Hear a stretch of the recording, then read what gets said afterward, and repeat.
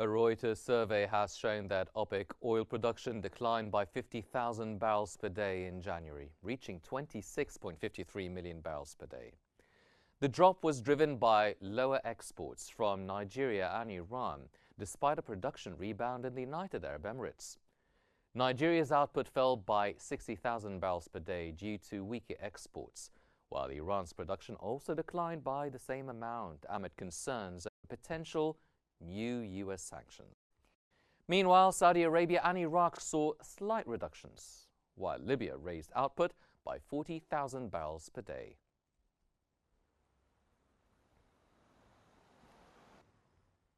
Oil prices dropped over 1% on Wednesday as rising U.S. stockpiles and concern about a new Sino-U.S. trade war fueled fears of weaker economic growth, offsetting U.S. President Donald Trump's renewed push to eliminate Iranian crude exports. Brent crude futures were down 1.3% at $75.22 a barrel.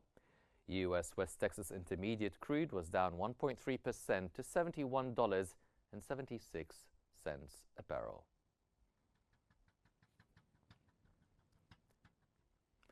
Gold prices continued their record run on Wednesday as investors sought the safe haven asset amid escalating concerns about the U.S.-China trade war and its potential impact on economic growth.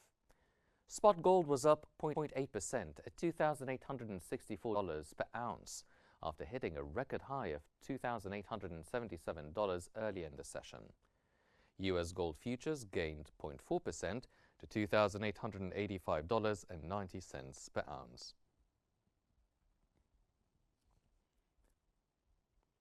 The World Gold Council has reported that global gold demand, including over-the-counter trading, rose by 1% to a record 4,974.5 metric tons in 2024. The council noted that central banks accelerated their purchases, with Poland leading the way, adding 90 tons to its reserves. Spot gold prices surged 27% last year, marking the biggest increase since 2010, as investors turned to the metal amid global risks and falling U.S. interest rates.